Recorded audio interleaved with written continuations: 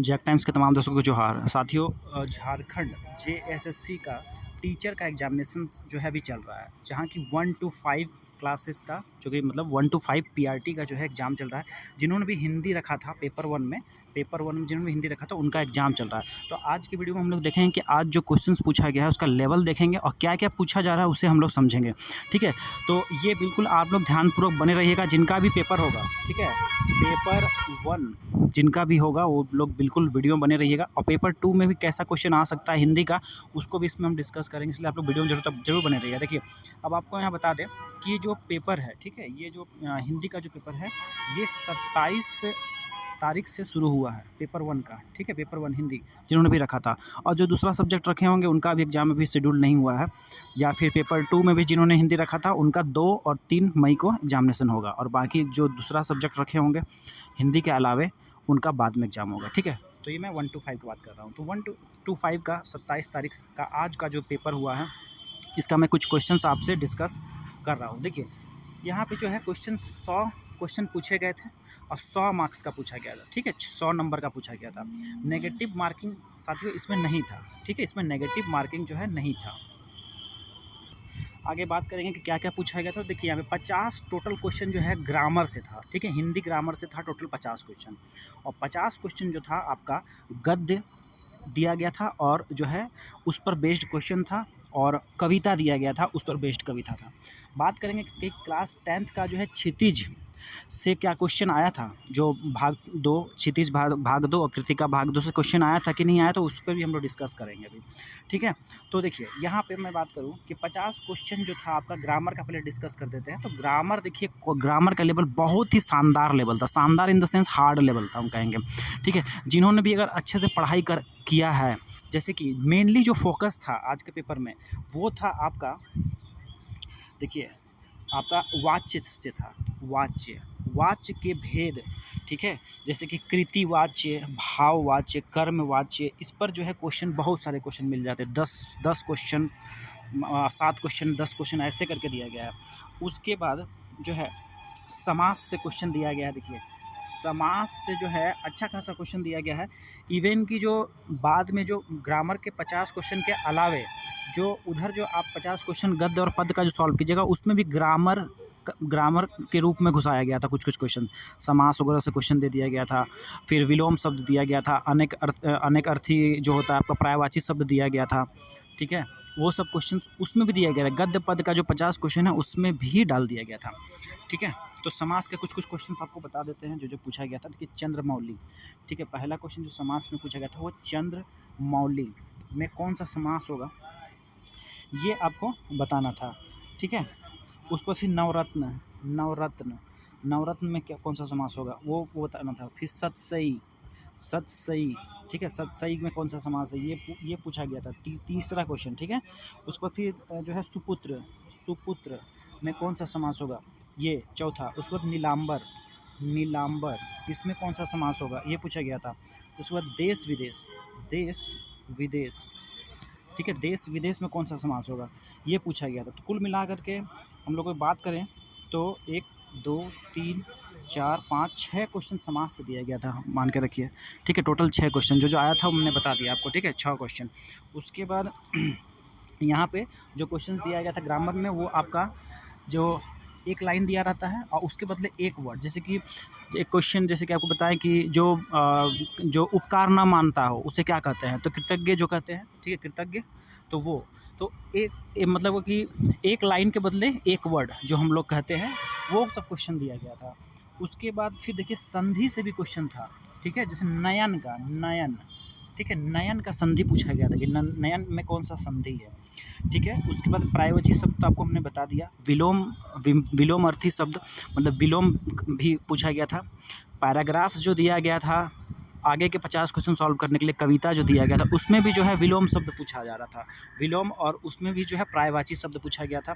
उसमें भी कहीं कहीं समास क्वेश्चन डाल दिया गया था, और उसमें भी कहीं कहीं जो है संधि का क्वेश्चन घुसाया गया था। ठीक है, तो वो मैं बता रहा हूँ आगे का, इधर तो दिया ही गया था बट मेनली जो फोकस रखा गया था ये आपका देखिए संबंध बोधक। ठीक है, संबंध बोधक जो आपका अव्यय होता है, अव्यय, इससे क्वेश्चन सब भरमार था, पूरा भर भर के था। उसके बाद फिर जो है अर्थ के आधार पर वाक्य, ठीक है, अर्थ के आधार पर एकदम नोट कीजिएगा, अर्थ के आधार पर और रचना के आधार पर। रचना के आधार पर जैसे कि संयुक्त वाक्य है या फिर सरल वाक्य है, ये पूछा गया था। और अर्थ के आधार पर भी जो है गजब का क्वेश्चंस भर भर के दिया गया था कि कौन सा इसमें वाक्य उपयुक्त हो रहा है, ठीक है। तो ये आपको दोनों देख लेना है, क्योंकि उसमें ना डायरेक्ट नहीं पूछा गया है, एक पैराग्राफ, एक लाइन दे दिया है, ठीक है, एक सेंटेंस दे दिया है, राम ने कल पैदल यात्रा की। अभी इसमें जो है कौन सा ये जो है मतलब वाक्य हुआ, ये अर्थ के आधार पर भी पूछ दे रहा है और रचना के आधार पर भी पूछ रहा है। तो अर्थ के आधार पर जो है और रचना के आधार पर जो है वो सब आप अच्छे से कर लीजिएगा। आपको पहचानने आना चाहिए, वाक्य दे देगा और फिर पहचानने के लिए बोलेगा, ठीक है, ये हो गया। और फिर क्रिया के भेद, देखिए क्रिया के भेद से भी अच्छा क्वेश्चन था, ठीक है, क्रिया के भेद, क्रिया के भेद, इससे भी जो है एकदम भर भर के क्वेश्चन दिया गया था। मतलब बेसिकली जो है 3-4 पोर्शन आप कर लेते हैं तो आपका अच्छा हो जाएगा। देखिए पहला आपको बता देते हैं क्रिया, अकर्मक क्रिया, द्विकर्मक क्रिया, ये सब था। उसके बाद फिर वाच्य, वाच्य हो गया दूसरा। फिर तीसरा समास, समास हो गया। उसके बाद फिर अर्थ के आधार पर और रचना के आधार पर वाक्य, वाक्य, वाच्य, क्रिया, समास, फिर संधि, बेसिकली इतना ही। और कहिएगा कि संज्ञा, सर्वनाम, क्रिया विशेषण के भेद, फिर कितने प्रकार के होते हैं, या फिर क्वेश्चन आए कि हाँ संज्ञा, कौन सा संज्ञा है, कौन सा सर्वनाम है, कौन सा विशेषण है, ये सब कुछ नहीं। कारक से भी क्वेश्चन ना के बराबर था ही नहीं, समझिए, कारक से भी क्वेश्चन नहीं दिया गया था, ठीक है। तो ये जो है मेन आपको मैं बता दें, ये इतना में समझ लीजिए कि 50 का 50 क्वेश्चन दिया गया था ग्रामर का, सिर्फ इतना टॉपिक से, और ये ज़बरदस्त टॉपिक था। उसके बाद देखिए यहाँ पे, और हाँ उधर अब हम लोग चलते हैं 50 जो बाकी बचा। तो 50 जो बाकी बचा उसमें देखिए 4 पोएम दिया गया था, 4 कविता था। 4 कविता किससे था, तो ये आपका क्षितिज भाग 2 से ही क्वेश्चन था। क्षितिज भाग 2 जो है आपका 10th क्लास का जो पाठ्यपुस्तक है, उससे पोएम था चारों का चारों। किससे किससे था, देखिए पहला जो पोएम है आप लोगों का, जो आपका कबीर दास द्वारा जो कृत है, ठीक है, उससे पैसेज दे दिया गया था, और उसी पे बेस्ड जो है 5 क्वेश्चन दिए गए थे।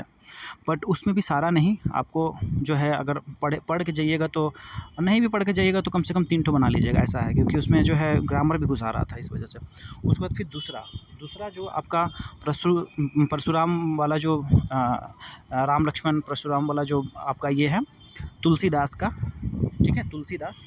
तो तुलसीदास से भी जो है एक पैसेज दिया गया था, पैसेज मतलब कविता दे दिया गया था, उसी पे बेस्ड 5 क्वेश्चन दिए गए थे। दूसरा हो गया। तीसरा जो आप लोग को दिया गया था, ये आप लोग का दिया गया था, तो देखिए साथियों यहाँ पे जो है ये किससे पूछा गया है आपको बता दें। ये देखिए यहाँ पे उद्धो तुम अति बड़भागी, ये सूरदास जो मैंने कहा, राम लक्ष्मण परशुराम संवाद तुलसीदास वाला, ये दोनों से दिया गया था, पैराग्राफ दिया गया था, मतलब पोएम दिया गया था, उसका कविता का कुछ पार्ट दिया गया था। और फिर इधर देखिए ये उत्साह अट नहीं रही, सूर्यकांत त्रिपाठी ने, इसका भी एक पैसेज दिया गया था। और एक जो है इसका दिया, संगतकार का दिया गया था, ठीक है, संगतकार जो मंगलोस डबराल का है। ये 4 जो है पैसेज दिए गए थे, ठीक है, कविता 20 नंबर का दिया गया था।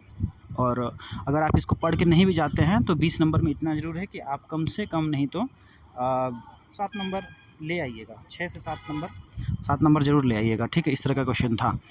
रहा बात की पैसेज का, तो पैसेज इधर उधर से दिया गया था, कुछ इससे नहीं दिया गया था। देखिए जैसे कि बात करेंगे ना गद्य खंड से, जो आपका क्षितिज का ये जो गद्य खंड, ये नेताजी का चश्मा, इससे तो एक भी क्वेश्चन नहीं आया था, इससे तो कुछ नहीं आया था। उसके बाद नीचे बात करेंगे यहाँ पे कृतिका, तो यहाँ से भी एक भी क्वेश्चन नहीं आया था, ठीक है, कुछ भी क्वेश्चन नहीं आया था। माता का आंचल, जॉर्ज पंचम, सना सना, फिर यहाँ पे यही ठैया, ये सब बेकार, कुछ नहीं पढ़ के जाइए, कोई मतलब नहीं पढ़ने का। कविता खाली पढ़ना है तो यूट्यूब से पढ़ लीजिए, बाकी कुछ ये सब पढ़ने की ज़रूरत नहीं, खाली कविता पढ़ लीजिए, इससे आपको हेल्प मिलेगा एग्जाम में। और बाकी जो है इधर का नीचे का पार्ट जो है कोई पढ़ने का आवश्यकता नहीं, क्योंकि मैंने फर्स्ट शिफ्ट में भी पता किया, उसमें भी नहीं दिया गया था, और सेकंड शिफ्ट का ये मैं एनालिसिस कर रहा हूँ, सेकंड शिफ्ट में भी नहीं दिया गया है, ठीक है। और रहा बात थर्ड शिफ्ट में, इसमें भी मुझे नहीं लगता कि दिया जाएगा, बट यही है। अब गद्य में जो है अनसीन गद्य है, कहीं से भी उठा के दिया गया है, उस पर क्वेश्चन आप कर लीजिएगा, ठीक है। तो ये है, बात करेंगे क्वेश्चन का टफनेस का लेवल का, तो लेवल जो है अच्छा ठीक ठाक है, मॉडरेट से हार्ड लेवल के बीच में ही जाएगा, क्योंकि ग्रामर का पोर्शन बहुत खतरनाक है, ठीक है। ग्रामर अगर जिस तरह सेकंड शिफ्ट में पूछा गया उस तरह से अगर पूछ दिया जाता है, तो अगर आपको अच्छे से ग्रामर का पता है, ठीक है, जैसे अव्यय हो गया, रचना के आधार पर अर्थ का, मतलब कि वाक्य के बारे में अगर आपको पता है, ठीक है, या फिर जो है आपको समास के बारे में अगर अच्छे से पता है, ठीक। उपसर्ग प्रत्यय भी हम बोलना आपको भूल गए, उपसर्ग प्रत्यय भी पूछा गया था, ठीक है, संधि पूछा गया था, तो ये सब चीज़ें हैं। और जो है संबंध बोधक अव्यय से बेसिकली ये सबसे पूछा गया। तो चलिए, उम्मीद करते हैं पूरी चीज़ें समझ में आई होगी। हाँ, पास जरूर कर जाएगा, क्योंकि नेगेटिव मार्किंग इसमें नहीं है। और आप लोग भी अपना जो है शेयर कीजिएगा, आप लोग के शिफ्ट में क्या क्या आया है। तो और हाँ, बात करेंगे कि 2 और 3 तारीख को जो हिंदी का पेपर होगा उसका क्या लेवल रहेगा। तो जैसा मुझे लगता है कि अभी जो ये लेवल मैं देख रहा हूँ, इससे मुझे लगता है कि हिंदी का लेवल अच्छा खासा रहने वाला है। और उसमें जो दिया गया है, मतलब कि गद्य और पद्य ये सब जो दिया गया है, रचना वगैरह दिया गया, उपन्यास वगैरह दिया गया, उससे क्वेश्चन रहेगा पेपर 2 में। और पेपर 2 जो है बहुत ही माथा ख़राब करने वाला पेपर रहेगा, ग्रामर वगैरह में फोकस कर सकते हैं। और जो है आपका ये जो वो सब है उसको भी पढ़ाई कर लीजिए।